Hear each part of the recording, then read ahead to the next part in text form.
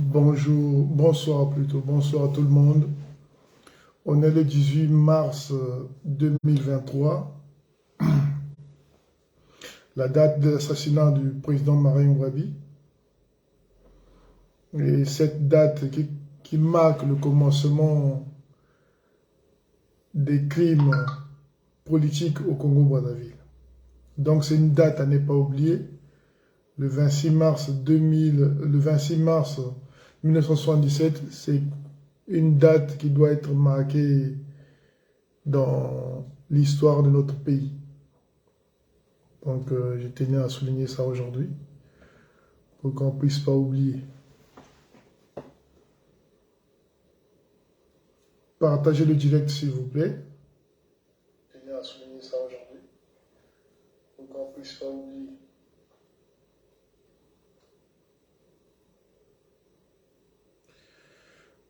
Salut, salut, bonsoir.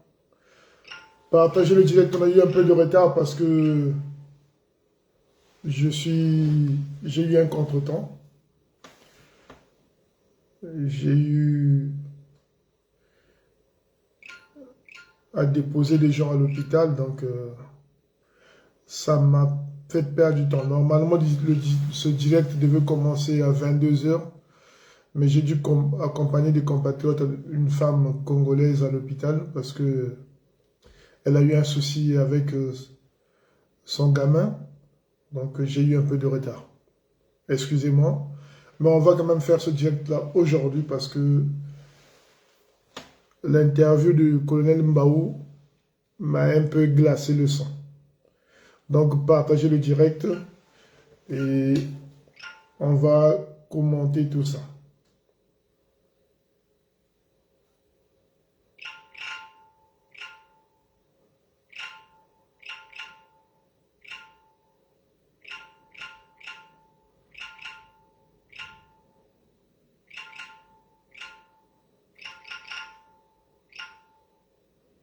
Bonsoir, bonsoir, bonsoir Dani Massengo.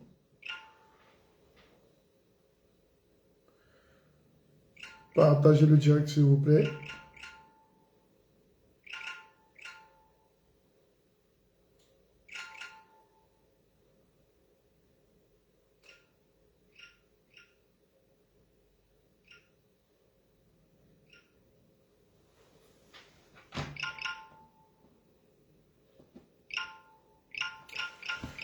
Bonsoir, bonsoir, partagez, on va commencer dans 2 minutes.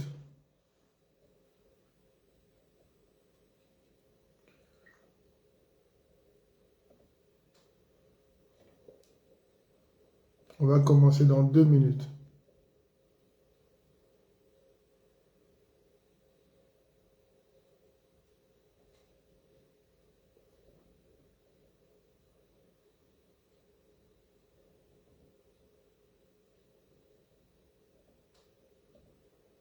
Dans 2 minutes, on commence.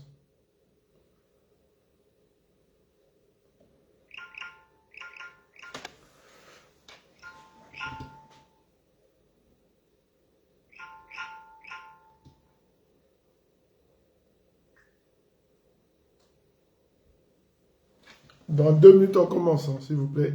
Partagez. Dans 2 minutes, on commence.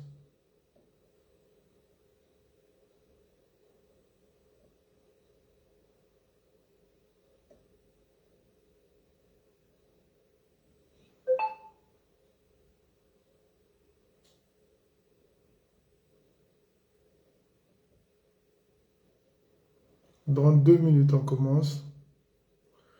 On va quand même commencer là. Bon.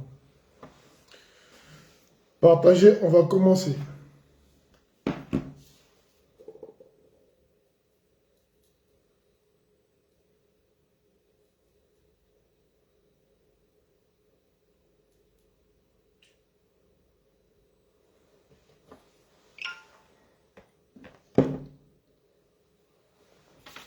Donc, salut, salut tout le monde.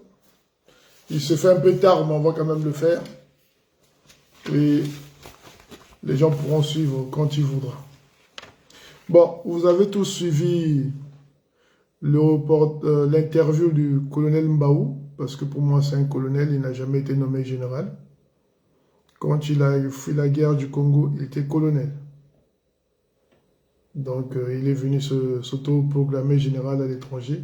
Ça ne compte pas. Et à un moment donné, il faut respecter l'ordre établi par l'État. Bien que c'est un État moribond, mais on ne se nomme pas général comme ça facilement, sans décret ou sans tout seul. C'est pas possible. C'est une administration qui nomme, c'est l'armée qui nomme un général, c'est le ministère de la Défense qui nomme un général. Donc pour moi, c'est un colonel. Donc je vais faire le décryptage de l'interview du général Mbao. Le général Mbao, c'est un Haïti comme moi, un ancien enfant de troupe. Ce que je veux dire à l'ancien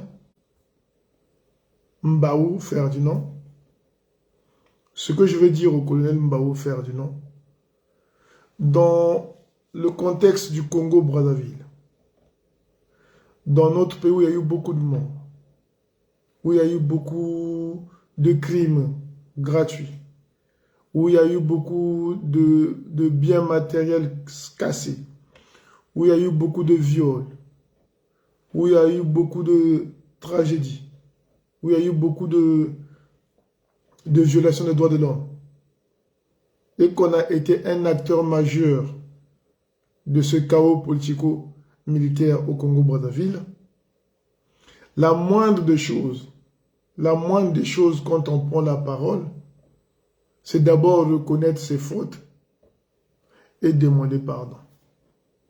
Pour le respect de tous les morts du Congo-Brazzaville, je dis bien, pour le respect de tous ceux qui sont morts au Congo-Brazzaville, pour le respect de tous ces enfants-là qui sont devenus orphelins, pour le respect de tout ce chaos qui a détruit notre pays. Quand on a été un acteur majeur, je dis bien, la moindre chose, avant toute interview, on doit commencer par reconnaître déjà ses fautes et demander pardon. Et après, on peut expliquer le problème. Bonjour Brice, bonsoir Brice plutôt. C'est la moindre des choses. Parce que quand on vous écoute, moi je pense que, chers anciens, vous perdez un peu la tête. Vous êtes dans... Je ne sais pas si c'est les crimes que vous avez commis au Congo-Brazzaville qui vous rend un peu paranoïaque, mais dans votre interview, il y a beaucoup de choses qui montrent que vous n'êtes pas encore mature politiquement, et même votre qualité de colonel, de haut officier de l'armée congolaise est très inquiétant. Parce que pour tout ce qu'il y a eu au Congo, la première des choses qu'on doit faire, quand on a été au... Bonsoir Brice 8 mars. C'est reconnaître les fautes, les erreurs du passé et demander d'abord pardon au peuple congolais. Bon, je vais passer directement par l'interview parce qu'on va gagner du temps. On vous a posé la question de savoir ce que vous pensez du général Moukoko, qui est aussi un Haïti comme vous, qui est votre ancien, qui est mon ancien aussi. Vous dites des choses abominables. Vous savez, cher ancien, quand on est passé par l'école des cadets, il y a un principe qu'on doit tenir en compte. C'est le principe du respect des gens et le principe de la loyauté. Il faut en être déjà loyal dans la vie. Ce genre de principes-là, quand tu les as, on ne peut pas dire de telles sottises. Vous avez dit ceci. Déjà, moi je pense que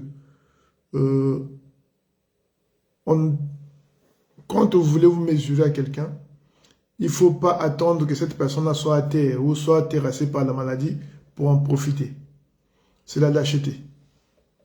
C'est ce qu'on appelle être lâche. Parce que comme Coco était libre, comme Coco bougeait, comme Coco vaquait à ses occupations, vous n'avez jamais fait une interview en disant que Moukoko a fait ci, Moukoko a fait ça. Vous avez attendu que Moukoko aille en prison pour que vous puissiez dire qu'il a tout eu de M. Sassou Nguesso. Pour que vous puissiez le salir.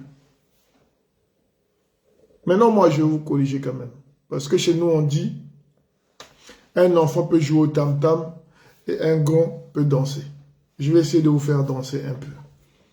Vous avez dit, monsieur Moukoko, qui est votre ancien, qui a été, a tout eu de monsieur Sassou Nguesso. Je vous dis faux. Faux pourquoi? Quand vous dites que il a tout eu, c'est comme si Moukoko était un vulgaire idiot qu'on a pris, qu'on a donné les grades. Vous comprenez? Quand quelqu'un, je peux dire ça de Dabira. Possible que Dabira a tout eu de M. Sassou Nguesso.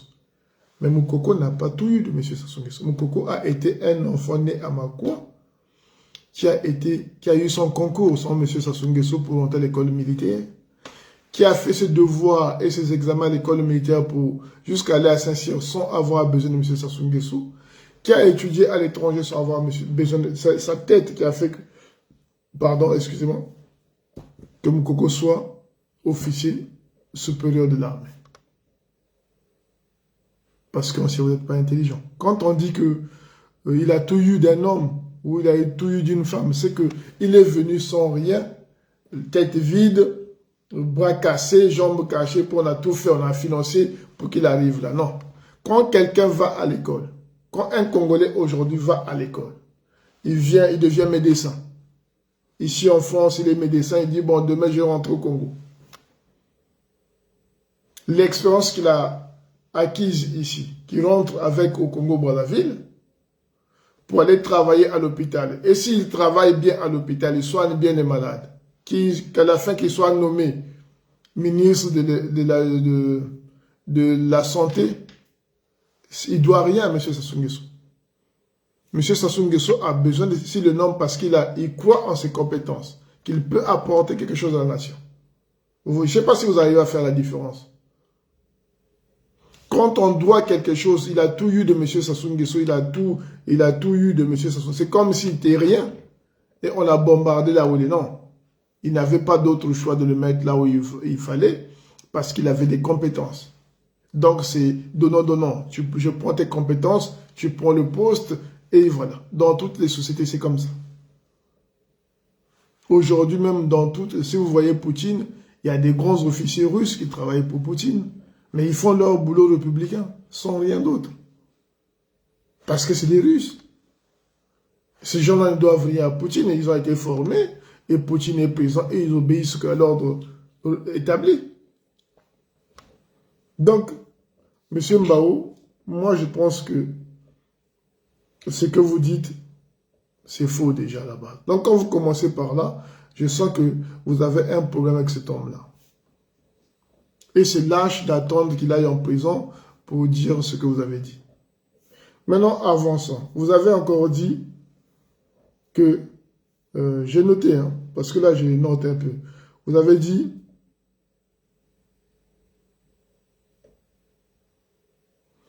vous avez dit, quand on occupe un poste dans un système, on ne doit pas le combattre, on ne doit pas le quitter et le combattre.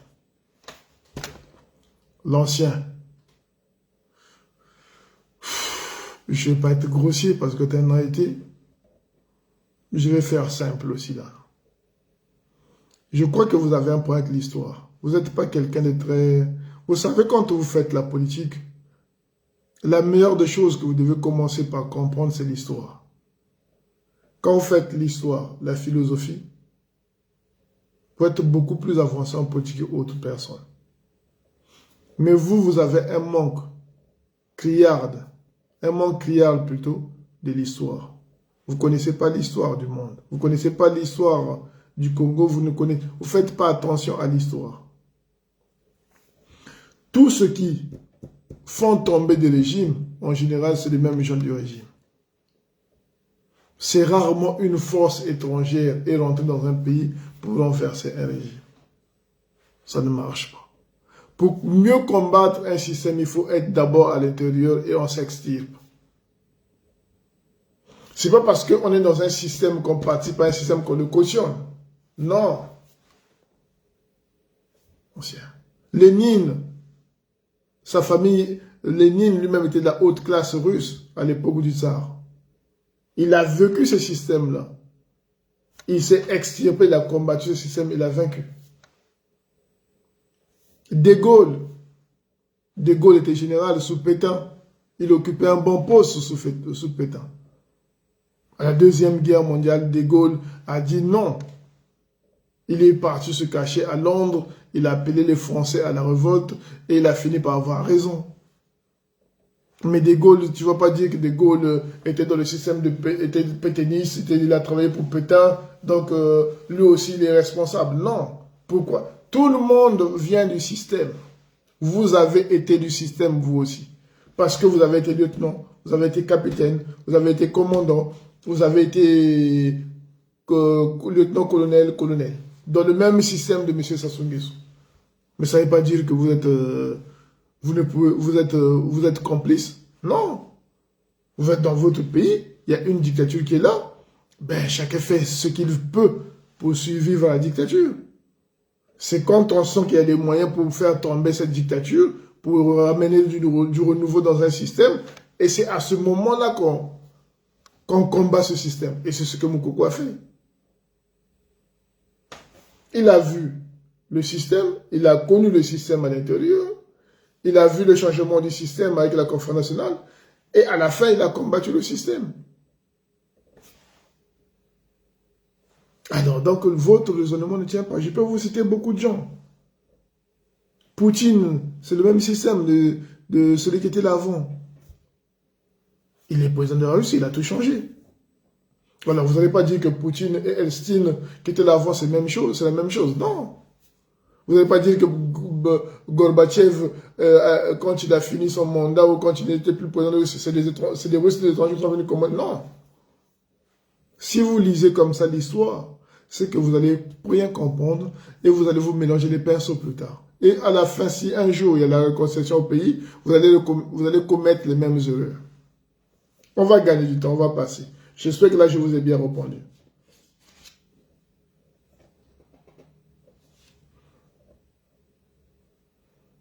Maintenant, vous parlez des divergences entre Moukoko et vous. Mais c'est tout à fait normal qu'il y ait des divergences.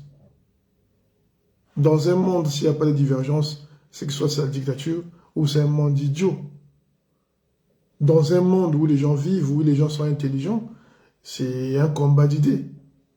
C'est de la discussion que jaillit la lumière. C'est ce qu'on dit. Donc, si vous étiez en divergence, ou vos idées n'étaient pas pareilles avec celles du général Moukoko, mais c'est tout à fait normal. Je vous dirai pourquoi c'était normal. Parce que vous étiez du côté des arrivistes. Je vais vous expliquer tout ça au fur et à mesure. Donc, moi, je trouve que moi-même qui vous parle, je suis beaucoup en contradiction avec beaucoup de gens de ma promotion, ma façon de voir les choses. Mais ça ne signifie pas que j'ai raison ou ils ont tort. C'est l'histoire, c'est le temps qui nous dira qui a raison, qui a tort. Mais pour le moment, ils ont des arguments qu'ils pensent que ce qu'ils pensent est vrai. Et moi aussi, j'ai mes arguments qui diront plus tard si j'ai eu raison d'être résistant ou pas. Ça, c'est le temps qui le fera. Donc, pour la divergence d'idées entre toi et Moukoko, c'est tout à fait normal. Je vous expliquerai plus tard ça. Bon, vous avez dit, Moukoko voulait arrêter la transition. Et qu'il avait fait un coup d'État. Il a aussi failli faire un coup d'État avec les Souba. L'ancien Baou.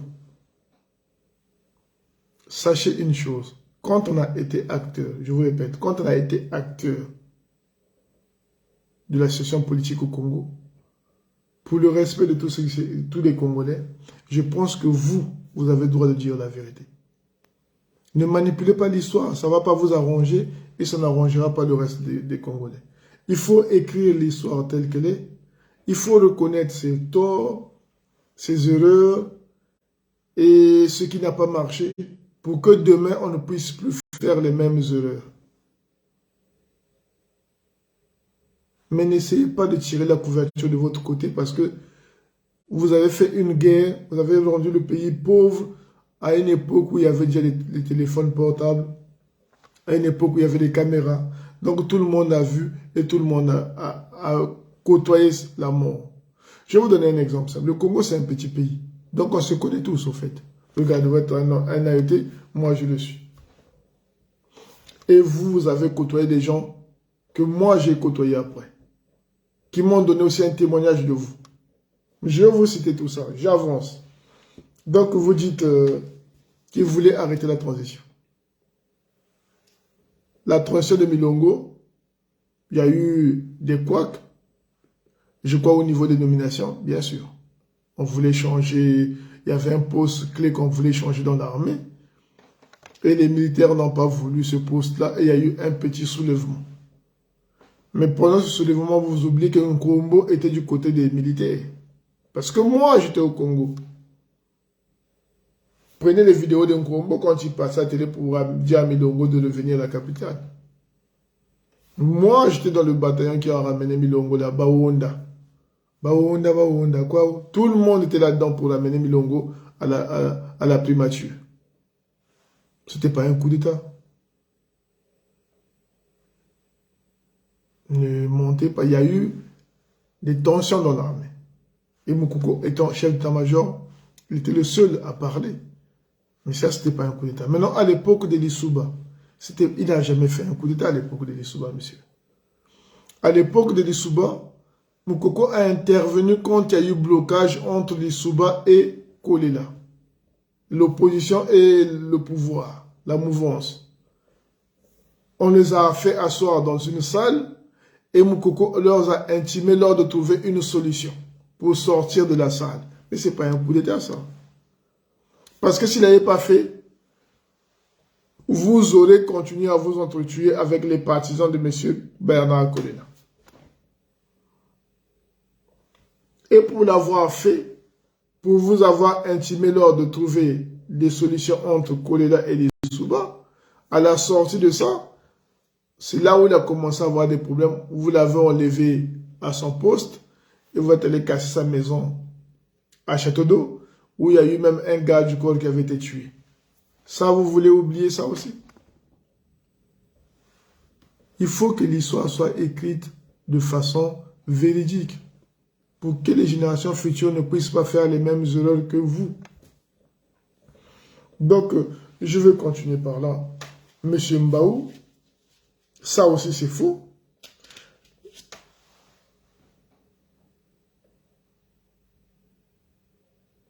Et sachez qu'à cette époque-là, de la transition que vous dites, oui, le général Moukoko a failli faire un coup d'État.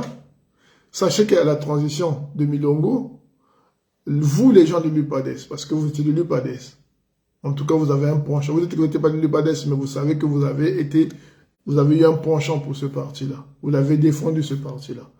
Contre Milongo Badisouba, à cette époque-là, tous les gens de l'UPADES travaillaient pour M. Sassou Nguesso pour faire tomber, pour faire aboutir la transition. La transition de Milongo n'a pas été facile. Vous n'allez pas dire que Milongo était aimé par vous. Si vous dites que Milongo était aimé par vous, vous mentez. Parce que nous nous sentons au Congo à cette époque-là. Milongo, quand il a battu, la cassure a commencé là. Quand Milongo a battu Lissouba à la conférence nationale, on a senti un repli chez vous, les gens de l'UPADES. Vous vous êtes repliés pour vous préparer pour la présidence. Donc le coup d'état même de Lissouba, le coup d'état que vous accusez Moukoko, vous devez être content à cette époque-là. Vous ne l'aurez pas condamné, vous n'avez même pas condamné ce coup d'état-là. Qu'est-ce que vous avez fait alors? Vous n'avez rien fait. Vous étiez favorable à ça. Vu que Lissouba avait perdu devant Milongo. Donc vous, dans votre esprit, les gens de l'UPADES, ils voulaient un échec total de la gouvernance de Milongo. Parce que c'était un candidat probable à l'élection présidentielle. C'est politique, ça. Donc, n'essayez pas de transformer en disant que oui, Milongo avait gagné Lissouba à l'Assemblée. Nous, on était contents. C'est faux.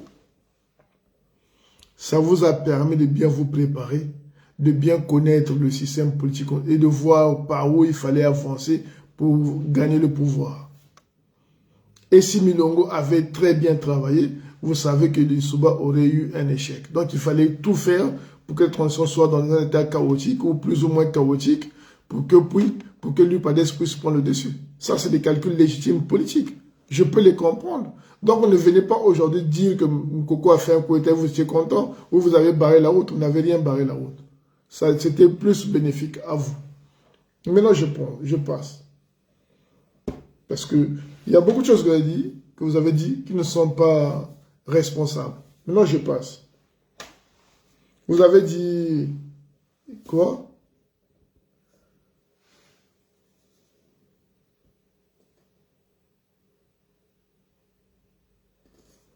Vous avez dit que vous avez sauvé Moukoko.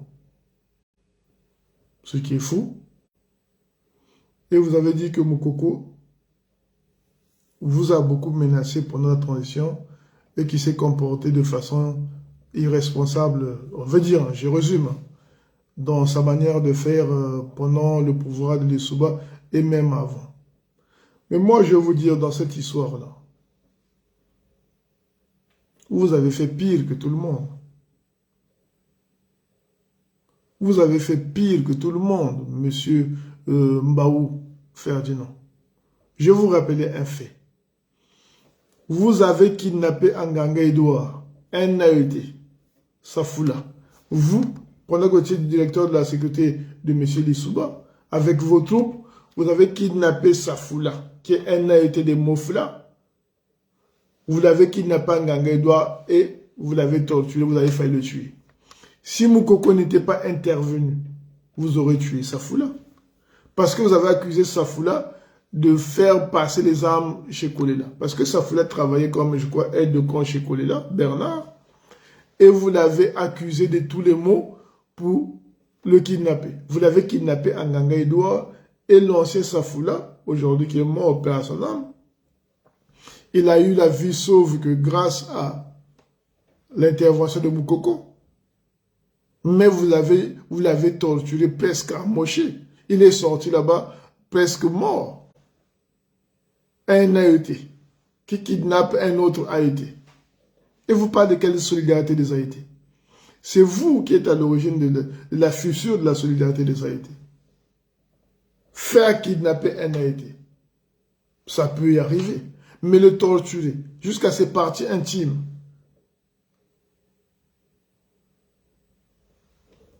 Et vous-même, responsable de ce kidnapping-là, vous ne voyez pas que vous avez brisé quelque chose de grave?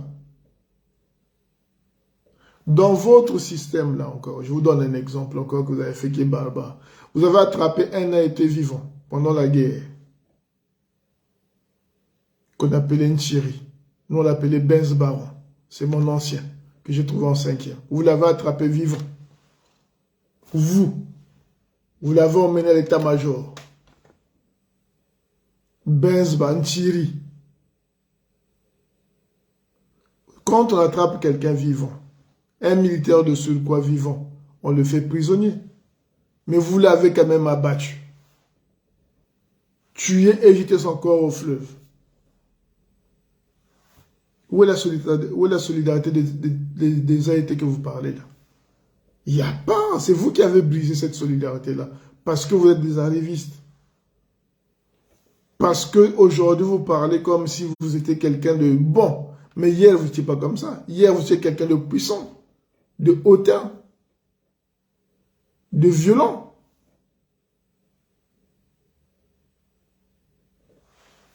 Donc, dites-nous aujourd'hui, est-ce que le problème de Safoula... Mais ce qui est malheureux, c'est que Safoula, moi, le colonel de Safoula me l'a dit en plus. Je vais vous donner un exemple simple. Moi, j'ai eu le colonel de Safoula à Abidjan. On s'est assis, il venait tout le temps chez moi. On s'asseyait, on mangeait. Il m'avait tout raconté l'histoire. Je ferai un direct uniquement sur cette affaire. Pour que votre conscience puisse vous rappeler à être un peu plus humble quand vous prenez le micro. Je ferai un direct uniquement sur l'histoire de Safoula et Mbao. Et comment il s'est sorti et comment il a fini par mourir avec les séquelles que vous l'avez causées pendant les tortures. Donc, quand vous parlez de la solidarité des AET et que vous kidnappez des AET vous-même pendant votre transition, pendant votre période du pouvoir, je pense que vous voulez mentir aux gens et vous voulez tirer la couverture de votre côté. Vous voulez arranger l'histoire. Mais ça ne sera pas facile. Parce qu'il y a trop de témoins. Dans vos agissements, il y a eu trop de témoins. Donc, ce ne sera pas facile pour vous. Je passe. Parce qu'il fait tard. Je reprends juste à votre interview. Tout ce que vous avez dit, moi, je fais que reprendre. Vous avez dit ceci concernant le président Lissouba que vous avez servi. Vous avez dit Lissouba est un grand chercheur, un grand intellectuel, un éminent cadre. J'accepte, c'est vrai. C'est un grand chercheur, Lissouba. C'était un intellectuel, un grand intellectuel, oui. Et vous avez ajouté, c'était aussi un grand politicien. Non, Lissouba n'a jamais été un grand politicien. Si vous dites que Lissouba était un grand politicien, c'est que vous n'allez pas faire la différence entre un cadre, un grand intellectuel et un grand politicien. Un politicien, c'est pas... On peut être intellectuel, un grand intellectuel et être un piètre politicien. Même ici en France, ça existe. Il y en a eu des bons intellectuels français qui n'ont pas pu faire comme Hollande ou Sarkozy ou machin. Je vais vous donner un exemple, Fabius. C'est un grand intellectuel.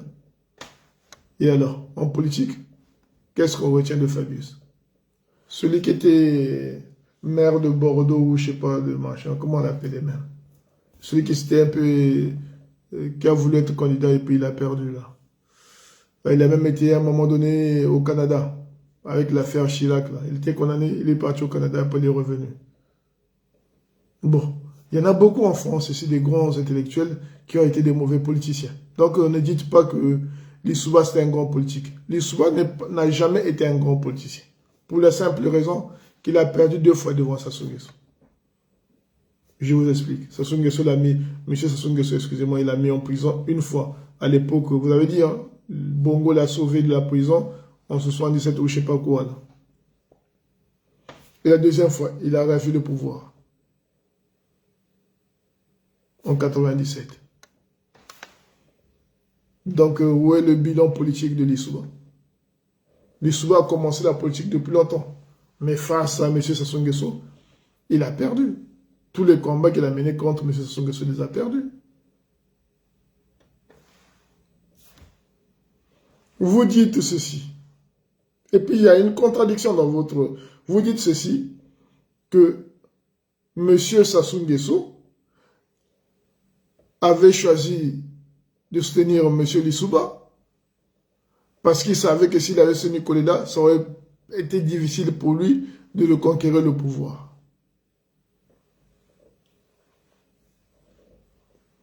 Ça ne tient pas debout. Parce que vous rentrez en contradiction en disant ceci encore. Vous-même dans la même interview. Vous dites encore ceci. Que M. Sassou, le Lupades Lissouba et le Lupades, le parti était constitué des anciens cadres du PCT.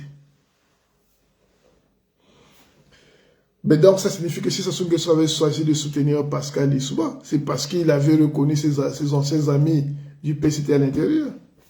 Pas parce qu'il avait peur de coller là. Non.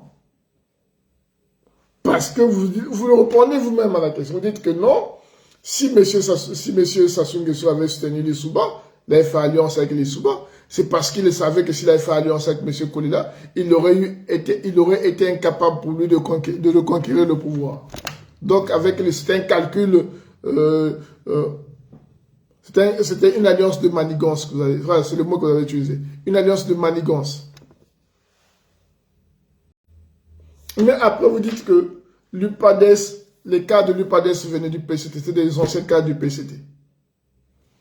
Mais si vous êtes intelligent, vous devez comprendre que si Sassou Nguesso avait choisi M. Lissouba, c'est parce qu'il savait que dans l'UPADES, il y avait plus des cadres, des gens qu'il avait côtoyés, des gens qu'il avait formés, des gens qui avaient volé avec lui, des gens qui avaient été avec lui, de mèche avec lui pour maintenir le Sassou 1, et qu'il avait retrouvé là-bas. Donc, il y avait déjà des affinités. Je préfère manger avec le diable que je connais qu'avec un démon que je ne connais pas. C'est tout à fait normal, non? Donc, il n'a pas eu peur de M. Kohl, non. Il a eu juste, il a vu que là-bas, l'alliance serait beaucoup plus correcte parce qu'il se connaissait et ce qu'il pensait. Parce que s'il les connaissait très bien, pour lui, il les connaissait, donc l'alliance devait se passer à merveille. Malheureusement, les mêmes gens qu'il connaissait, c'était que des lâches. Les anciens cadres du PCT dont tu parles, là, les Mukwege, les Tamba Tamba, les Mungunga, tous, je sais qu'ils étaient au PCT, ouais, c'est des grands cadres du PCT. Tous. Donc, quand Sassou Nguesso choisit les Souba, c'est par rapport aux affinités. Il était plus en sécurité là où il connaissait plus de gens que d'aller au MCDD où il y avait beaucoup plus de gens qu'il ne connaissait pas. Et qui, généralement, le PC était constitué, et au MCDD, c'était constitué des gens qui étaient au chômage. Kolela, au chômage. Tambige, au chômage. Il y avait beaucoup de cadres qui étaient dans le PCT, dans le MCDD, qui n'avaient rien à voir avec le PCT, qui voulaient en découdre. Qui avaient envie, parce que eux, c'est sûr, ça aurait été beaucoup plus difficile pour Sassou de les manipuler parce qu'ils avaient la rage. Mais l'alliance, c'est parce que c'est tout à fait normal. Même moi, j'aurais fait pareil. Donc, ne dites pas que non, l'alliance des manigances, non. Le problème, c'est que l'UPADES n'a pas tenu parole. Parce que quand on négocie avec les gens, messieurs, quand on donne sa parole à quelqu'un, on doit l'appliquer. Parce que chez vous, le défaut chez vous, c'est que vous n'avez pas de parole. Quand on n'a pas de parole, quand on ne tient pas parole, en général, on foire tout. Parce qu'au commencement était la parole. Vous citez la Bible en plus. Vous parlez de la Bible. Mais la Bible donne beaucoup de faits comme ça où les gens ont donné leur parole. Parce que la parole est une puissance. J'ai dit, c'est vous qui croyez, vous croyez en Dieu, vous êtes un chrétien, vous êtes machin. Mais l'histoire de Saoul et Jacob, je crois. C'est Jacob, oui. Les enfants d'Isaac. Le plus grand qui était chasseur et l'autre qui était seul avec sa mère, là. Mais c'est un problème de parole, non? Il a dit, si tu te rends ce service-là, son grand frère, je prends ton droit d'aînesse. Le grand frère a dit, ok, tu peux le prendre, je m'en fous. Mais eux, il croyait qu'en disant cet accord-là avec son petit frère, mais Dieu était témoin. Et à la fin, il est supplié qu'on puisse bénir le petit frère et lui on l'oublie. Saoul et son frère Jacob. Vous connaissez pas c'est vous qui parlez de la Bible. Mais c'est ça. Lisez la Bible en entier. Il y a beaucoup de choses. Il y a beaucoup de choses intéressantes dans la Bible. Moi, j'aime lire la Bible parce que on parle en tant que livre spirituel, mais en tant que livre sociologique, en tant que livre historique, en tant que livre de connaissances. La Bible dit beaucoup de choses. Quand on donne sa parole, on doit la respecter. Parce que tu ne respectes pas la parole, même chez les bandits. Quand tu es bandit de grand chemin que tu n'as pas de parole, ben, tu te fais une mauvaise réputation. Vous comprenez? Donc, ce n'est pas une alliance de manigance quand vous dites non. C'est vous qui êtes allé avec l'esprit de flouer quelqu'un. Et cet homme-là était beaucoup plus malin que vous. Ce qu'on appelle un malin, malin et demi. Donc, ne dites pas des choses qui ne tiennent pas debout. Même si Kolela avait été élu, peut-être qu'il aurait appliqué la démocratie. Il n'aurait peut-être pas fait les mêmes erreurs que vous. Qu'est-ce que tu en sais, toi? Peut-être qu'il aurait été un meilleur président que Pascal Lissouba. Qu'est-ce que l'on sait? On ne peut rien dire, là, parce qu'il avait été battu. Donc, ne mettez pas Kolela là, non, si c'était Kolela, ça aurait été, même si Kolela était élu, il pouvait faire un quota. Et alors? Tu crois que parce que Kolela était du pool ou je sais pas quoi, que si on fait un coup... Eh, Youlou, c'était un homme du pool, là. Il y a eu un coup d'État aussi. Il est bien tombé. Qui l'a protégé? Massamba Deba, c'est bien un gars du pool. On l'a déposé. Et alors? Donc, qu'est-ce qui empêchait que ça colle là, président du Congo, et ça se le dépose aussi? Vous savez comment on fait un coup d'État dans un pays? Il y a beaucoup de facteurs qui rentrent en jeu quand on... Vous êtes un officier. Soyez beaucoup plus intelligent que ça. Quand on fait un coup d'État dans un pays, un coup d'État n'est possible que quand il y a deux facteurs qui rentrent en jeu. Économique. Vous comprenez? Et militaire. Quand l'armée est divisée, quand l'économie en baisse, les salaires ne sont pas payés, les emplois, il n'y a plus d'emplois. En général, c'est danger. Quel que soit ce quoi vous comptez, s'il y a un officier courageux, on vous dépose. Mais si un pays est stable économiquement, si le pays est prospère économiquement, les coups d'État ont tendance à avoir du mal à aboutir. C'est ce qui s'est passé en Turquie. Le coup d'État a manqué de Erdogan. Vous avez oublié? S'il y a un coup d'État au Mali, c'est parce qu'il y a eu, économiquement, le pays n'allait plus. Il y a eu beaucoup de gabegies financières, il y a eu beaucoup de désarrangements bizarres, il y a eu la guerre, et le coup d'État a été facile. C'est ce qui s'est passé au Burkina Faso. Vous croyez que le coup d'État, on le fait n'importe comment? Il y a d'abord des facteurs internes qui facilitent un coup d'État. S'il n'y en a pas, ben, on peut faire un coup d'État, ça ne marchera pas. Donc, s'il y avait la démocratie au Congo, ce que je veux dire, s'il y avait la démocratie au Congo, si le LUPADES ça va appliquer les lois, si le LUPADES ça va accepter son accord avec le PCT, lui donner les postes qu'il voulait, soi-disant, ça je ne sais pas, je n'ai pas vu l'accord, lui donner tout ce qu'il voulait, et qu'ils avaient commandé ensemble, en appliquant la loi, en respectant la justice au pays, le PCT n'aurait jamais fait de coup d'État. Par quel moyen devait faire un coup d'État? Si le pays est stable, bonsoir Ado, Guy Ado, si le pays est stable, si le pays est en voie de progression, le coup d'État va sortir où? Ouattara au Côte d'Ivoire. Vous croyez que le coup d'État est possible? Un pays où l'économie est en ébullition comme ça, en Côte d'Ivoire, où la police est dotée des voitures de police, où l'armée est dotée, où les gens trouvent du boulot, où l'économie est en train de bouger, d'évoluer. Vous croyez que le côté peut être favorable en Côte d'Ivoire aujourd'hui? Non. Vous comprenez? Donc ne dites pas que c'était une alliance de manigance. Non. C'était vous qui avez eu un comportement d'arriviste, d'opportuniste, qui a fait que notre pays puisse reculer d'un siècle.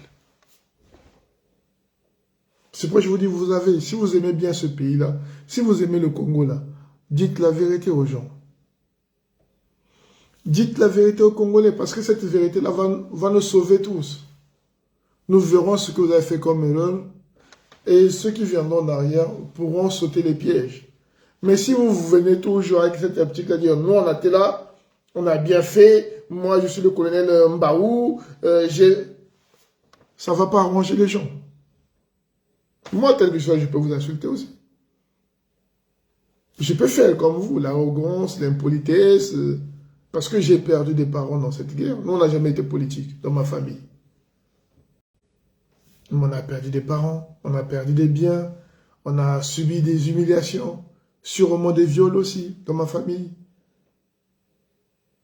Il y a des choses taboues dans ma famille, mais pourtant on a été que des victimes de vos agissements. Donc quand vous dites que c'est une alliance de manigance, c'est vous qui avez fait une alliance de manigance. Parce que comme vous avez vous-même dit que c'était les anciens cadres du PCT, alors c'était aussi facile de travailler avec le PCT. Si vous reconnaissez que les gens qui étaient dans l'UPADES, les cadres de l'UPADES, c'était des anciens cadres du PCT, mais ça aurait été facile de fusionner avec le PCT et puis diriger ce pays. Vous n'avez pas voulu faire ça parce que vous avez eu la rage. C'est votre problème, vous ne voulez pas appliquer la démocratie à 100%. Et puis j'ai toujours dit ceci, ça c'est une parenthèse que je dis. Pour les gens qui sont en politique, là, des néo-politiciens congolais, là, je vais vous donner un exemple. Vous savez, ne soyez jamais euphorique devant quelque chose. Ce qui tue nous les Africains en général, c'est parce qu'on est enthousiaste, on est souvent euphorique devant des situations. Et voilà pourquoi après, comme on est souvent euphorique, on est moins concentré et on fait des erreurs de débutant. Je vais vous donner un exemple. Moi, j'ai vu les élections au Congo-Brazzaville. Croyez-moi, je dis bien, si moi j'étais Lissouba, Pascal, au deuxième tour, j'aurais fait alliance avec personne. Parce que Lissouba n'aime pas le risque, n'aimait pas le risque. Si moi j'étais Pascal Lissouba, au deuxième tour, j'aurais fait un bon discours, un bon meeting dans toutes les régions du Congo. Il aurait gagné Kolela sans même faire des alliances. Pourquoi? Parce qu'il y avait un grand décalage. Beaucoup de gens de Milongo avaient voté Lissouba. Beaucoup de gens de Milongo avaient déchiré les cartes d'électeurs. Comme Milongo est venu 3e ou 4e à l'élection présidentielle. Donc Lissouba n'avait pas peur. Normalement, si c'était un bon politicien, l'alliance du PCD, il aurait peut-être refusé. Il aurait gagné. Parce que l'élection était sécurisée. Je vais vous donner un exemple. Je vais vous dire quelque chose. Que peut-être qu'un jour les historiens diront. Moi, j'ai eu un cousin qui était directeur de... il avait un bon poste à la BNDC, à la BIDC, la banque qui était dans le centre-ville. Là où, à l'époque, le directeur de la banque, c'était M. Bita. Je connais les enfants Bita. Théo, je connais Théo. Et mon cousin, là, qui était qui était bien placé à cette banque-là, il travaillait directement avec M. Bita, qui était directeur de la banque. Et un soir, je l'ai accompagné avec de l'argent pour aller remettre à M. Bita parce que M. Bita voyageait. On en parle même quand on se téléphone, parce qu'il est aux États-Unis maintenant. On est arrivé chez M. Bita, à l'OCH, à côté de l'hôpital militaire, le général plutôt. L'OCH, là où il habitait, j'ai encore le schéma de la maison dans ma tête. J'ai trouvé chez M. Bita, on a trouvé chez M. Bita, le ministre de l'Intérieur, M. Nzungu. M. Nzungu et Bita étaient de très bons amis. Et nous savons que Bita était l'UPADES. Il a remis l'argent, on a causé. M. Nzungu était comme chez lui. Il y avait M. Bita, il y avait sa femme, il y avait M. Nzungu, mon cousin et moi. C'est des bons amis, ces gens-là. Et Nzungu était ministre de l'Intérieur. Tout le monde ne pouvait pas... À cette époque-là, de la transition, là, à cette élection, personne ne voyait la tricherie. Les gens étaient omnibilés par le verdict des urnes. Donc, les Souba, s'ils voulaient aller au pouvoir, à cette époque-là, le Milongo, une fois éliminé, même moi, si on m'avait mis les Souba et Kolela, j'aurais voté les Souba. Les Souba, il faisait bon. Son palmarès parlait pour lui. Son charisme parlait pour lui. Son projet parlait pour lui. Moi, à sa place, j'aurais osé. Mais, nous les Africains, on a un problème de peau. On a un problème comme ça on aime tellement les choses sans manière, ça nous joue des tours. Cette histoire-là, je vous dis, cette expérience-là m'a permis des années plus tard, quand j'étais en Côte d'Ivoire, de parler avec des amis ivoiriens. Comme Gbagbo a pris le pouvoir en Côte d'Ivoire devant Guéhi, c'était un peu chaud en Côte d'Ivoire. Moi, j'étais en Côte d'Ivoire à cette époque-là. Mais avec l'expérience du Congo, je parlais avec mes amis étudiants en Côte d'Ivoire, je leur disais, moi, si j'étais Gbagbo Laurent, j'ai dit, je remets. Quand il a chassé Guéhi au pouvoir, si Gbagbo Laurent était intelligent, ou il n'était pas euphorique, la première des choses qu'il aurait dû faire, C'est juste dire aux gens, au peuple ivoirien. Moi, je pense que l'élection a été mal organisée par Gueye. Il avait éliminé Bédié, le candidat du PDCI, le grand parti ivoirien à l'époque. Il avait éliminé Ouattara et il avait éliminé pas mal de gens. Si Gbagbo avait dit, moi, je n'accepte pas ce pouvoir-là, on va faire un gouvernement d'union nationale, on va repartir aux élections transparentes. C'est-à-dire, on va organiser une élection transparente dans le pays. Parce que celui-là, il y avait que Gueye et moi, il y a eu beaucoup de choses qui n'ont pas marché. Nous allons faire une bonne élection transparente pour que notre pays soit respecté. Je parie que Gbagbo aurait gagné.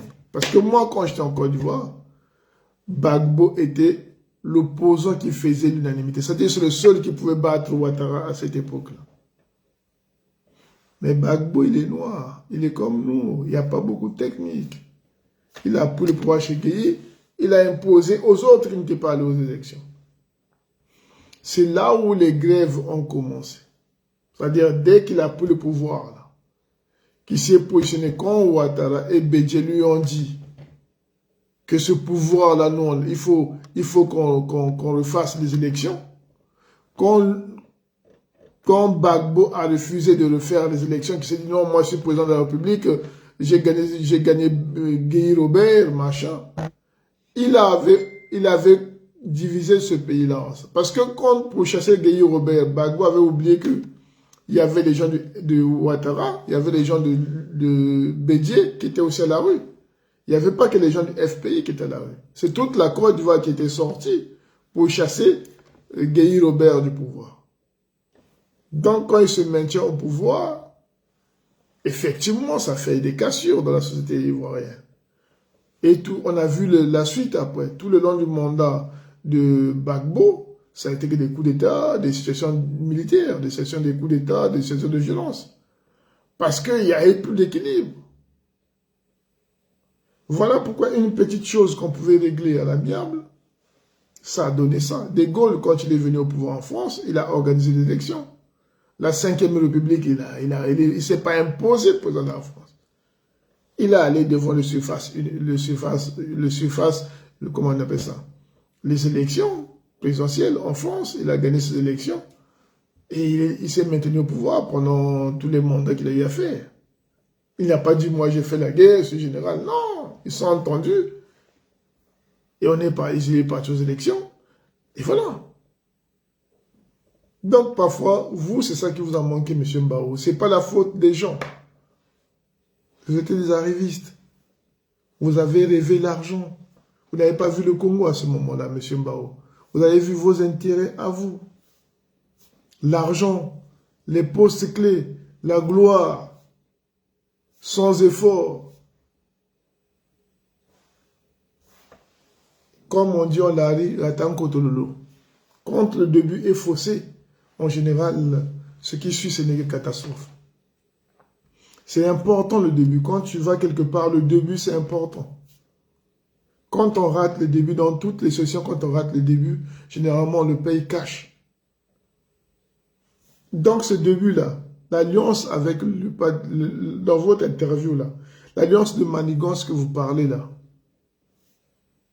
c'est pas une alliance de manigance. Il n'y a pas eu le respect de l'alliance. Si vous étiez des gens intelligents, si vous n'avez pas de plan en arrière, bonsoir René Ultra, bonsoir Aimé Bikuta. Si vous avez eu l'amour pour le Congo, vous aurez fait les choses claires. Donc l'accord de M. Sassou Nguesso, vous l'aurez écrit sur une feuille, vous l'aurez fait en bonne et due forme, comme tous les gens civilisés. Vous aurez écrit, on fait alliance avec M. Sassou Nguesso. M. Sassou Nguesso de l'alliance demande le poste plutôt de chef d'état-major, le poste de ministre de l'économie, le poste ceci. Il fallait faire les choses proprement. Vu qu'il y a eu accord que les Congolais ont bien vu à la télé, par tous les médias de l'État, ça avait été programmé que Sassou Nguesso, l'UPADES et le PCDCD, le PST ont signé un accord. Et que le PST va soutenir M. Lissouba. Donc il y a bien eu un accord que vous n'avez pas respecté, qu'il soit oral, qu'il soit écrit, c'est un accord. S'il n'est pas respecté à ce moment-là, réfugiez-vous derrière la démocratie. C'est-à-dire, qu'est-ce qu'on appelle une majorité parlementaire? Point barre. Donc si M. Sassou Nguesso quitte votre bloc, il se remet avec le MCDDI, qu'il forme une majorité, mais appliquez la loi. Ça nous aurait épargné tous les crimes. Ici, en France, ça s'est bien passé. Chirac, président, il a perdu l'Assemblée, Jospin, Premier ministre. Il n'y a aucun homme qui est mort en France. Ça s'appelle la démocratie. Parce que quand on fait les choses bien, en général, tout va bien. Ça s'appelle la démocratie. Vous avez gagné le pouvoir, ben, vous avez perdu l'Assemblée, c'est pas grave. Il y aura d'autres élections, peut-être que vous allez gagner. Il fallait juste être patient. Ça nous aurait épargné des vies. Nous n'aurons pas perdu de nos parents. Nous n'aurons pas vu des crimes crapuleux au Congo-Brazzaville. Dans ce cas, la responsabilité ne revient pas qu'au PCT, ça vient de tous les côtés. De vous et de tous les acteurs politiques qui ont participé à cette guerre. Parce qu'il y a eu beaucoup de morts, monsieur. Donc, quand vous venez prendre la parole, comme vous l'avez fait vous, c'est un manque de respect aux gens qui sont morts au Congo, des gens comme nous. Nous, on n'est que des victimes. Nous, on n'est que des victimes. Si vous me voyez parler aujourd'hui, c'est parce que hier, j'étais victime. Et aujourd'hui, on a décidé de ne plus être des victimes. Donc, aujourd'hui, on est devenus comme des gens. S'il y a une erreur, on vous met aussi un couteau comme avant. On ne va plus vous attendre que vous venez avec vos armes nous tuer. Maintenant, on va se défendre. Je ne sais pas si je me fais comprendre à vous. J'espère que je ne serai pas grossier envers vous parce que vous avez une naïveté comme moi.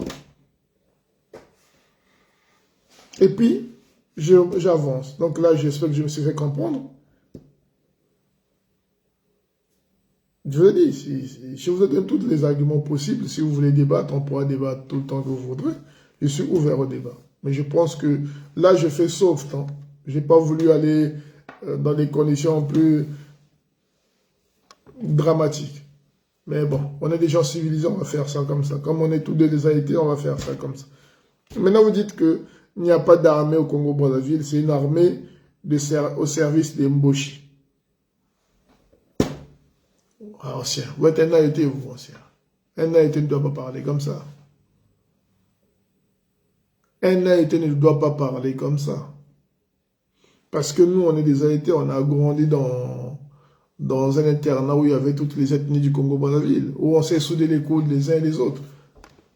Il y a beaucoup de contradictions dans votre langage. Vous traitez de l'armée des Mboshi, au service des Mboshi, et vous dites, on a manqué votre meilleur ami, votre grand ami au Congo-Brazzaville, c'est moi, c'est Nyangambwala. Donc, je reviens à ma réflexion d'avant. Si Nyangambwala est votre grand ami, Nyangambwala, lui qui est Mboshi, ça veut dire qu'au départ, quand vous dites que l'alliance de Sassou, l'alliance de Manigos, c'est une histoire que vous voulez inventer. Parce que si vous connaissez Nyangambwala comme votre grand ami depuis longtemps, que vous l'avez connu depuis longtemps, que c'est votre grand ami, donc c'est ça qui a facilité que l'alliance se passe facilement entre vous et entre M. Sassou et M. Lissouba. Parce que vous connaissez tous. Vous avez des grands amis là-bas. Il y a eu des grands cadres du PCD qui étaient devenus des grands cadres de l'UPADES. Et il y avait vous qui avez des grands amis militaires du Nord qui étaient les Mboshi. Mais pourquoi vous les traitez aujourd'hui des Mboshi? Vous avez un grand ami qui est Nyangambwala et vous traitez les gens des Mboshi. Mais dites plutôt les gens du PCT. Parce que dans le PCT, il y a tout le monde là-dedans. Cher ancien. Ce n'est pas tous les Mboshi qui jouissent au Congo-Brazzaville. Vous faites une erreur. Je ne pense pas que toute la cuvette est riche. Je ne pense pas que les gens dans la cuvette, il y a des grandes écoles qui épargnent les gens. Non, la misère, elle est pareille partout. En tout cas, au Congo. Donc, quand vous dites les Mboshi, ben dans ce cas, vous ignorez que dans les gens qui servent M. Sassou, il y a aussi des Larés, des gens de votre région, de tout le monde. Donc, c'est au service, moi je dirais au service d'un système. Et vous dites que 90% des militaires dans l'armée sont des Mboshi et 10% du Sud. Vous vous référez, si vous êtes un homme politique, quand vous avez dit que vous êtes un homme politique, soyez beaucoup plus exigeant dans vos rapports, dans ce que vous dites. C'est trop facile ça. Vous vous basez sur quoi pour dire que 90% des soldats qui sont au Congo sont Mboshi? Vous vous basez sur quoi? Qui a fait ces sondages-là? Qui a fait cette enquête-là pour vous venir dire que... Non. Dans l'armée, il y a beaucoup de gens qui sont du Sud. La seule différence, c'est que les gens du Sud, là, ils appliquent, ils se comportent comme des vulgaires voleurs. Mikolo, là, il est accusé d'avoir volé l'argent. C'est pas une dame de chez vous. On vous bat, là. Vous voulez qu'on cite beaucoup de gens? Il faut condamner le parti, pas l'ethnie. Parce que quand vous dites ça, les Mboshi, ceux qui sont pas allés à l'école, qui sont dans le Sud, ils vont penser que le Mboshi doit être exterminé. Voilà comment on crée dans l'imaginaire des gens la haine. Moi, je dirais les gens du PCT.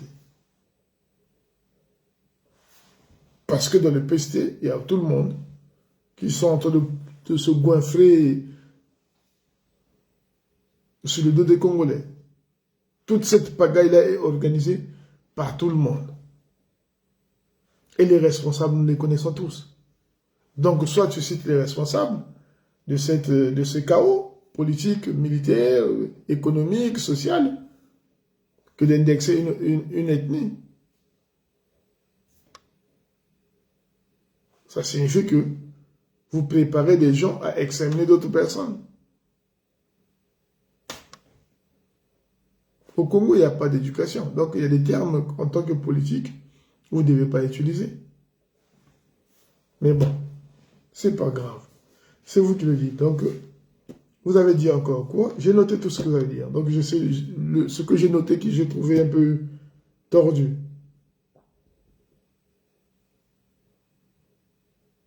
En plus, vous, quand vous parlez de l'armée des Mboshi, vous-même, vous avez participé à créer une milice à l'époque de l'Issouba. Vous avez participé à une milice à l'époque de l'Issouba. Vous avez créé une milice pour conserver le pouvoir. Donc, vos intentions à vous, colonel Mbaou, c'est-à-dire vous les voyez mal qu'eux ils les fassent, mais quand vous étiez en train de le faire, vous, ça ne vous a pas dérangé. Les autres Villois, c'était des Lari, c'était des Mboshi, c'était des Makwayans, c'était des Bomitaba, c'était des Mbeti, c'était des gens de votre localité que vous avez formés pour vous conserver le pouvoir.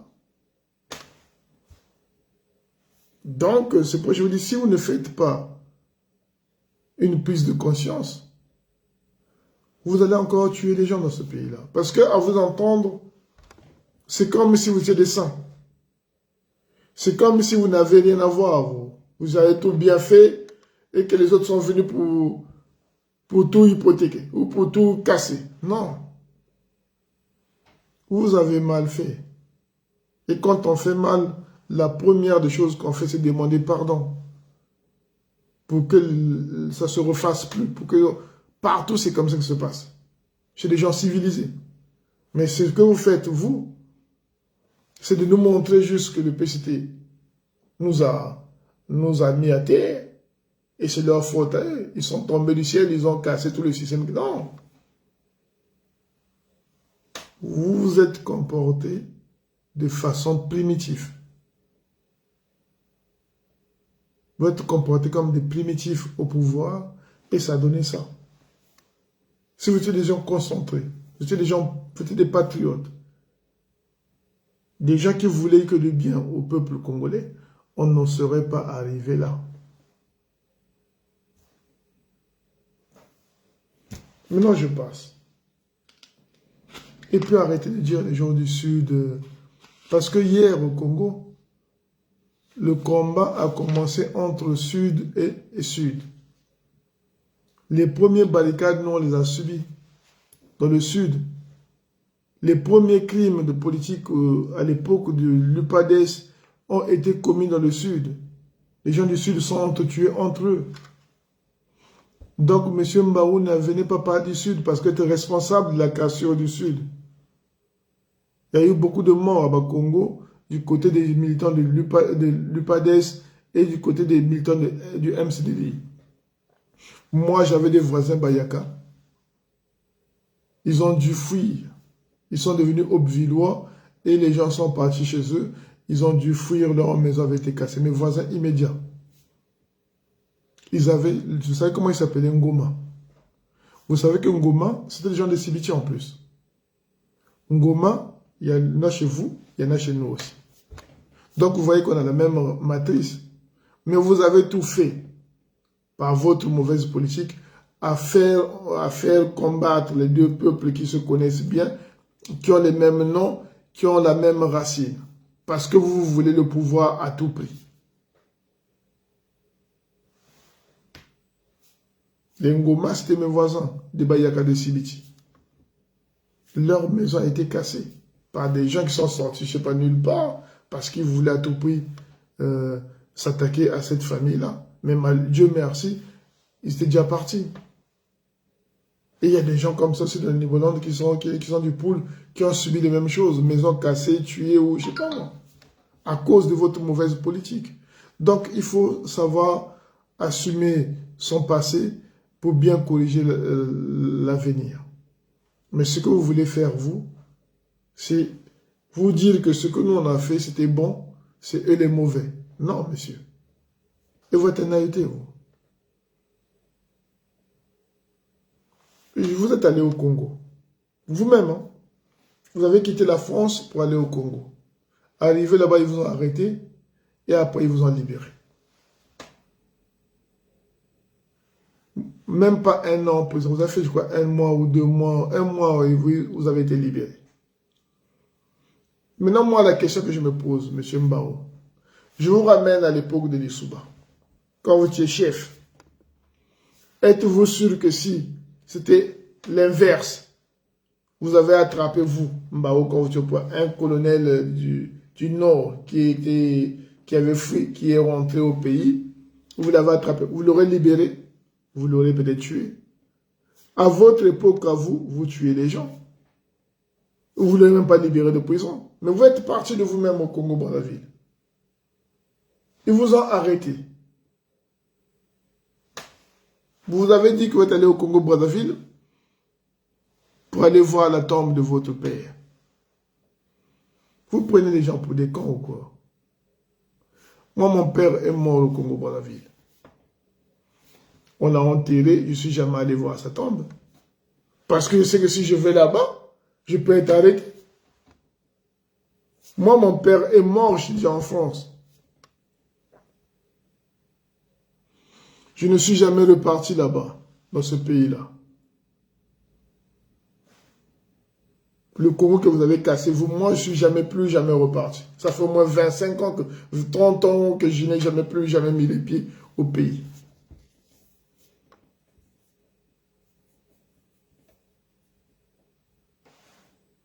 Je ne suis pas allé voir là où on a enterré mon père. Donc, vous voulez me faire croire que vous êtes allé au Congo pour aller voir là où on a enterré. C'est faux. Vous êtes allé au Congo parce que votre ami Nyanga Mbwala vous avez promis la sécurité. Sûrement, vous avez promis un poste. Sûrement, vous avez promis telle chose. Vous êtes allé voir et ils vous ont arrêté. Et ces mêmes gens-là, les Nyanga Mbwala, vous ont libéré de prison. Pour dire non, laissez-le tranquille, c'est bon, je contrôle. Et, parce que moi, à votre place, une fois qu'on vous a libéré de prison, vous pouvez rester au Congo. Si le parti vous a mis en prison, le PC vous a mis en prison, il vous a libéré. Mais pourquoi vous revenez en France? Donc, vous étiez rentré pour un deal qui n'a pas marché. Parce que si moi, je rentre au Congo, comme même en prison, que mes amis AET me libèrent, je reste au Congo. J'ai fait des va-et-vient là-bas. Je laisse la politique, je leur garantis que moi, la politique, c'est fini. Je fais mon commerce, je fais mes affaires. je fais qu'à mes occupations. Mais vous, on vous a libéré et vous êtes revenu en France. Je ne comprends pas.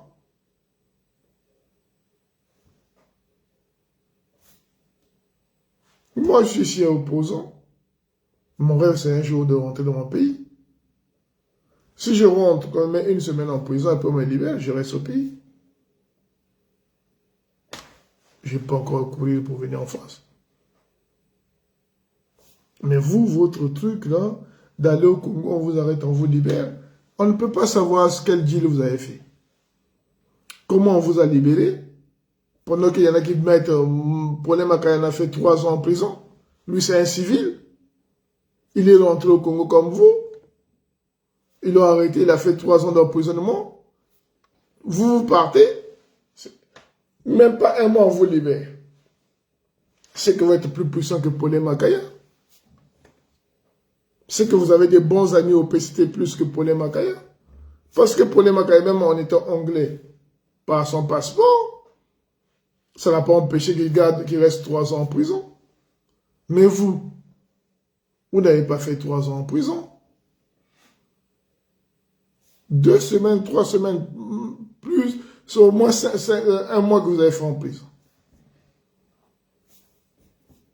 Donc, M. Mbao, il faut respecter le peuple congolais. On n'est plus des gamins. Faites attention à ce que vous faites. Vous allez soit vous faire mal vous-même, ou vous allez encore entraîner beaucoup de gens à se faire tuer au Congo-Brazzaville par votre faute. Je passe. Mais sachez seulement que le Sud que vous parlez aujourd'hui, ce Sud-là, vous avez commencé la guerre avec le Sud. Les gens du Sud ont tué les gens du Sud avant d'aller faire la guerre avec les gens du Nord. C'est comme ça que vous devez dire les choses. Maintenant, vous attaquez beaucoup plus les gens. Avec Moukoko, vous êtes beaucoup plus insistant, mais avec les Satima Biala, vous plagez. Oh, mais Satima Biala, moi, je ne suis pas de l'UPADES. Oh, Satima Biala, il était ministre de la Défense, 3 mois. J'ai même dit à les Souba, pourquoi tu les nommes, c'est des civils. Vous ne dites pas beaucoup de grandes choses sur les Satima Biala. Là, vous faites la mauvaise politique. Nous, on veut savoir quels sont vos liens avec les Satima Biala. Comment vous avez géré la situation au Congo. Les Koukébéné, tout ce monde-là. Votre vie, c'était quoi à l'époque? Vous avez eu combien d'argent dans ce pays-là? Vous avez eu combien de voitures, combien de biens au pays-là pendant votre règne politique? C'est ce qu'on veut savoir. Parce que si je vous vois tâtonner avec les nominations, avec les cadres du PCT, de l'UPADES, c'est que vous vous connaissez bien. Donc vous avez peur de trop les attaquer parce qu'ils vont sortir aussi, ils vont se défendre. Vous voyez, je vous vois frileux devant les gens, les cadres de l'UPADES. Vous êtes sentiment bien là, vous tâtonnez, vous tournez en rond, Mounari, pareil, vous êtes là, mais Mounari a travaillé au coude à coude avec vous. Elle était directrice de cabinet. Vous étiez chargé de la sécurité, donc c'est ce que vous voyez matin, midi et soir. Alors dites-nous, qu'est-ce qui s'est passé réellement à la présidence? Comment vous avez fonctionné? C'est parce que vous avez aussi volé l'argent comme les Mounari. À cette époque-là, vous étiez des gens très riches. Vous savez que si vous haussez trop le ton, eux aussi vont parler. Et ça ne sera pas bon pour vous. Ce qui est malheureux, c'est que vous prenez la parole de Dieu en disant que vous, si Dieu me permet. Vous croyez que Dieu, s'il existe vraiment, il va cautionner tout ce que vous dites là. Vous montez à vous-même. Moi, je préfère les gens qui montent sans mettre Dieu dedans. Quand vous montez, vous mettez Dieu dedans, c'est encore pire. Surtout à votre âge. C'est encore pire. Mais c'est...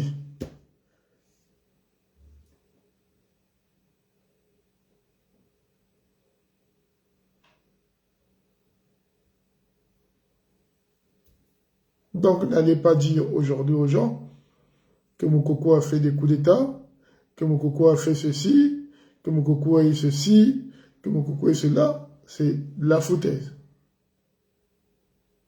Que Moukoko, c'est pas lui qui a fait la conférence. On n'a pas dit que c'est Moukoko qui a amené la conférence sur le Congo. La conférence nationale est venue partout. Il n'y a eu pas eu qu'au Congo.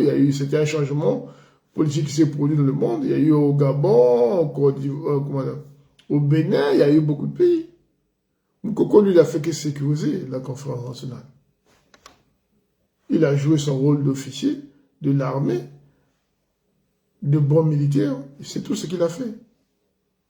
On n'a jamais dit que c'est grâce à lui qu'il y a eu la conférence nationale. Non, non, non. Il y en a qui le disent. Hein. C'est grâce à eux qu'il y a eu la conférence nationale. Regardez bien sur Internet. Il y a beaucoup de gens qui disent ça. Moukoko ne l'a jamais dit. Moukoko a fait son boulot de militaire pendant la conférence, c'est tout. Mais ne dites pas qu'il a failli tuer les Souba, non. Ou il a failli faire un coup d'État. Non, non, non. Les Souba et Kolela et l'opposition avaient des problèmes. Et Moukoko a intervenu pour dire à l'opposition et à la mouvance présidentielle de trouver la solution. Et il avait dit que eux, c'était des militaires. Ils n'étaient pas là pour faire de la politique. C'était pas ça la télé. C'était pas quelque chose qu'il avait fait en cachette. Et en sortie de là, il y a eu un accord entre l'UPADES et l'opposition qui nous avait un peu apaisés. Maintenant, après, vous avez fait sauter Moukoko de son poste de chef d'état-major, et c'est parti dans le tribalisme primaire, et c'est parti dans vos histoires de Aubevillois, et puis voilà, c'est parti jusqu'au drame. Mais la responsabilité est de tous les côtés. C'est pas juste un seul côté qui est responsable de tout ce chaos. Il faut que nous apprenions à écrire l'histoire avec les mots simples, avec la vérité, pour que les générations futures puissent mieux se préparer que nous. Nous ne devons pas toujours changer, modifier l'histoire en fonction de nos états d'âme, en fonction de nos intérêts. Ça n'arrange pas les politiciens de demain, ça n'arrange pas le Congo de demain. Dites la vérité, reconnaissez vos responsabilités, et voilà, pour que nous, on ne puisse pas faire les mêmes erreurs que vous. Vous avez cité Adou, votre ancien Adou, et votre ancien Tsuru.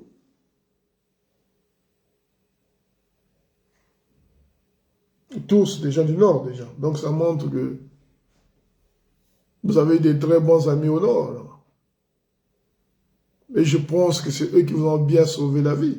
Mais je pense que l'inverse, si c'était vous qui étiez au pouvoir, vous avez attrapé Adoua plutôt, ou Nsuru, vous l'aurez peut-être zigouillé aussi. Ça c'est parce que c'est autre. Mais vous, si c'était vous qui êtes à la place de ces gens-là, qui sont au pouvoir aujourd'hui. Parce que vous êtes quelqu'un de cruel. Je vous donne un exemple. Je vais finir par là parce que vous devez savoir une chose. Moi, j'appartiens, cher ancien Mbaou Ferdinand, moi j'appartiens à la Cosa Nostra. C'est une promotion, c'est l'une des promotions les plus belliqueuses de l'école des cadets. Moi, je suis de la promotion Paul Sita. Nous, on a commencé à se battre à l'école des cadets très tôt, depuis la 4e. On était déjà au charbon. On s'est battu jusqu'en 3e, de façon sauvage, où il y a eu des blessés aussi. À l'école des cadets, on est une promotion très connue. On appelle la Cosa Nostra. Parce qu'on a marqué notre époque d'une façon... Parfois, on se dit, waouh! Je vous dis, vous êtes au courant, je crois, de cette promotion-là. C'est la seule promotion depuis que l'école des cadets qui a fait fêter ses 30 ans de façon extraordinaire au Congo-Brazzaville.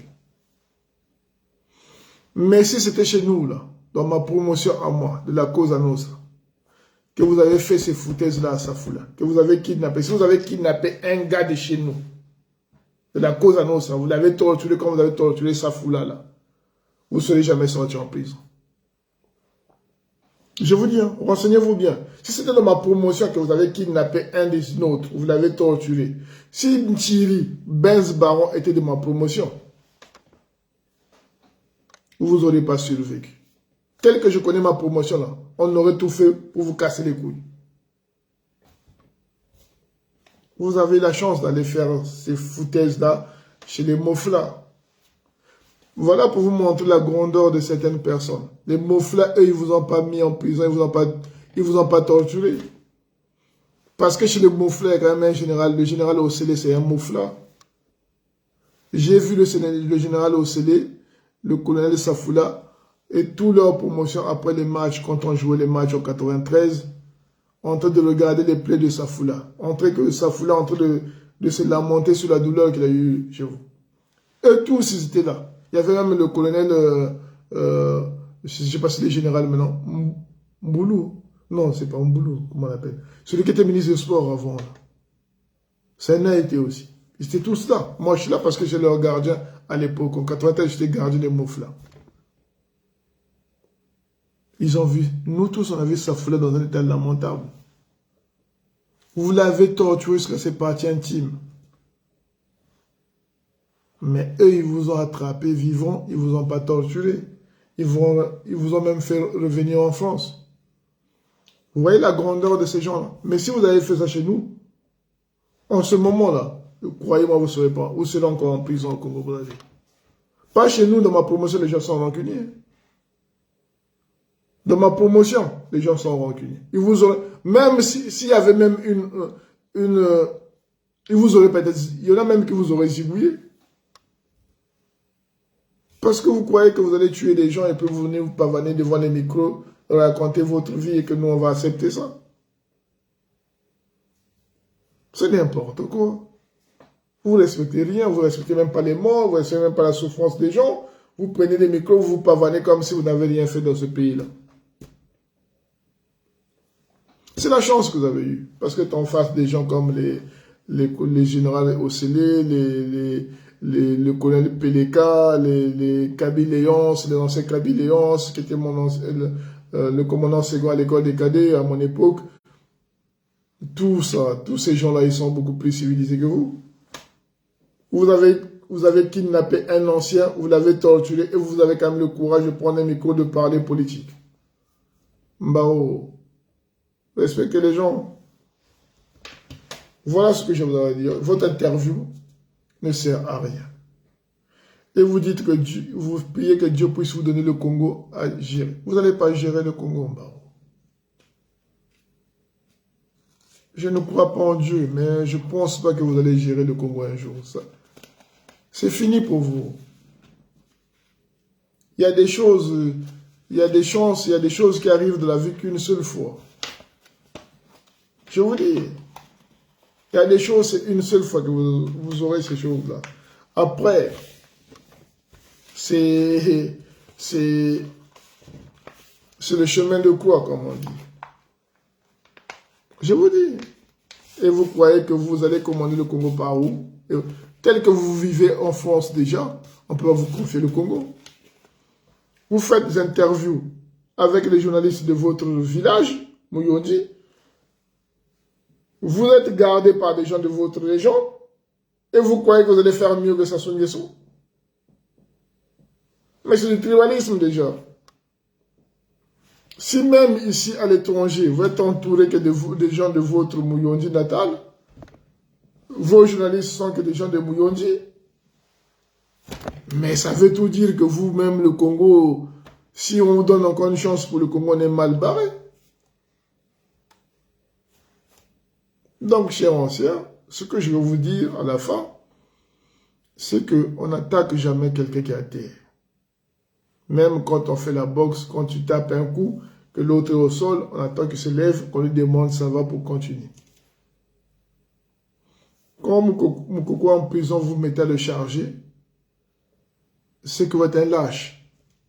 Je suis obligé de vous le dire, vous êtes un lâche. Vous avez tous les critères des lâches. Il est en prison et vous venez le charger encore. Si vous avez des conflits avec Moukoko, attendez qu'il sorte de prison.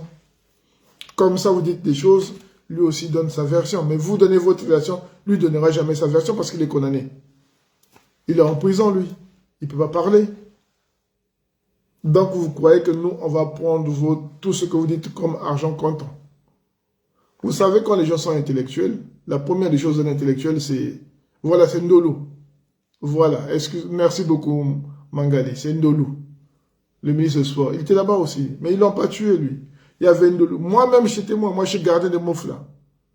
Il y avait l'ancien Ndolo, l'ancien Osele, l'ancien euh, euh, Peleka, l'ancien Safoula, l'ancien Kabyléance. Ils étaient nombreux tous. Il y avait le clerc de peau, là. Il y avait même Onyangue. Il y avait un, là. Il est des plateaux, l'ancien, là. Oula, il était populaire en plus. Tous, ils étaient là quand ils parlaient de vous. De ce que vous avez fait à Safoula. Mais ils vous en parlent. Oui. Donc, j'ai même perdu. Oui, c'était Ndolo. Yves Ndolo. Voilà. Donc, chers anciens, quand vous prenez le micro pour venir parler, respectez Moukoko, parce que lui, au moins, il a montré aux Congolais que les gens du Sud pouvaient voter un homme du Nord sans problème. Vous comprenez? Parce que son élection, la campagne de M. Moukoko, nous a montré à tous que nous, au Congo, on peut se passer du tribalisme et du régionalisme. L'élection de M. Moukoko à la présidence de la République, la campagne de M. Moukoko nous a montré que le Congolais, la nation congolaise peut être réunie si on a des gens propres au sommet de l'État. Ça nous a donné une certaine fierté de voir Moukoko dans le pool et il y a des gens qui applaudissent. Moukoko dans toutes les régions, il y a des gens qui dansaient, qui applaudissaient. C'est ça le bon côté de Moukoko en politique. Ça nous a montré que une personne peut faire l'unanimité. Personne ne l'a jamais fait au Congo. Les Souba, c'était 3 partis, 3 régions. Kolela, c'était le pool. Le Sassou Nguesso, c'était la cuvette. Le Tissa Chikaya, c'était le Kouilou. Chacun avait un bout de territoire. Les Ganao et tous les autres, là, c'était les plateaux. Mon Koko, lui, il a fait l'unanimité de toutes les régions. Ça nous a tous montré que le Congo est un et indivisible. Ça nous a montré que les Congolais sont capables de surpasser leur ethnie pour choisir un homme qui n'est pas de leur région. Ça nous a donné tous un peu d'espoir. Voilà pourquoi on est là. Voilà pourquoi on combat pour la démocratie, la liberté, la justice au Congo. Parce qu'on pense que la nation congolaise peut naître. Mais ne venez pas vous comment on appelle ça? Ne venez pas vous... quel mot je voulais utiliser même? Ne venez pas nous raconter des histoires à dormir debout que vous étiez des gens bien et les autres des gens mauvais. Voilà, bon, je m'arrête là. Et j'espère que je vous ai répondu. J'ai été poli avec vous parce que je veux que vous puissiez prendre conscience. Voilà pourquoi j'ai été soft. Il y a beaucoup de choses que je peux vous dire, mais je pense que je vais vous donner quelques pistes. C'est à vous de voir. Si vous revenez encore pour dire des bêtises, la prochaine fois, je serai beaucoup plus virulent que ça.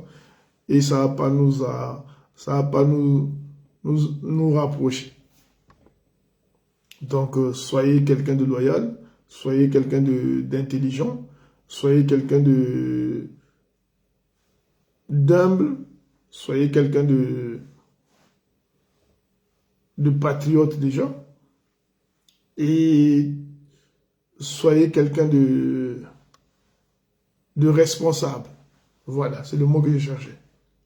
Parce que vous devez être responsable de tout ce qui s'est passé au Congo. Parce que vous devez être conscient du mal que les gens que vous avez causé à ce pays-là. Et pour cela, il faut déjà reconnaître vos torts, vos erreurs, vos fautes, demander d'avoir pardon à ce peuple tout entier. Hein. Et après, vous venez donner votre point de vue politique. Mais si vous venez comme ça sans demander pardon, c'est comme si vous vous foutez de tous ceux qui sont morts au Congo. C'est comme si toutes ces femmes qui ont été violées, ne valent rien. C'est pas bon ça. Parce que moi, je vous donne un exemple qui s'est passé à Kinkembo, je vais finir par là. Il y a un monsieur qu'on a attrapé, qu'on a fait coucher avec sa grand-mère. À Kinkembo. Vous voyez la brutalité de la scène? À Kinkembo, un civil qui n'a rien à voir. Les militaires sont arrivés dans son village pendant la guerre là. Ils l'ont fait coucher avec sa grand-mère. Il avait tellement honte qu'il s'est pendu. Vous voyez la violence de la scène? À cause de vous. À cause de vos choix politiques. À cause de votre cupidité. À cause de votre égoïsme. Vous avez vu les dégâts que ça fait? Vous savez combien de Congolais ont quelques saignent aujourd'hui à cause de vos décisions politiques? Il y en a beaucoup aujourd'hui qui sont dans la galère, qui avaient de quoi manger, qui sont aujourd'hui très très pauvres parce que vous avez cassé leurs biens, parce que leur vie a changé depuis que les Congolais sont entretués entre eux. Alors, donc quand vous prenez le micro, pensez d'abord à ces gens-là qui sont en train de souffrir au Congo-Brazzaville. Avant de venir dire moi, je suis général. Pensez d'abord à tout le mal que vous avez fait aux Congolais avant de venir dire quoi que ce soit. Voilà ce que j'avais à dire. Je vous souhaite un très bon week-end à tous et que j'espère que demain notre pays sera un pays bien vivant, un pays beau, un pays prospère. Et c'est le 18 mars aujourd'hui, c'est le jour où Ngouabi est mort, c'est le jour où notre pays est tombé dans la tragédie, dans la violence politique, dans l'injustice. C'est aujourd'hui que l'injustice a commencé au Congo-Brazzaville, le 18 mars 1977. Donc c'est une date pour nous tous qui doit nous interpeller et qui doit nous mettre dans une session triste et à la fois une session d'espoir pour dire ça ne se reproduira plus jamais et que demain nous serons plus vigilants que ça pour que les gens ne viennent pas nous raconter n'importe quoi pour nous faire croire des choses qui ne valent rien. Et nous ne devons plus accepter le crime gratuit au Congo-Brazzaville. Voilà ce que j'avais à dire. Je vous souhaite tous un bon week-end.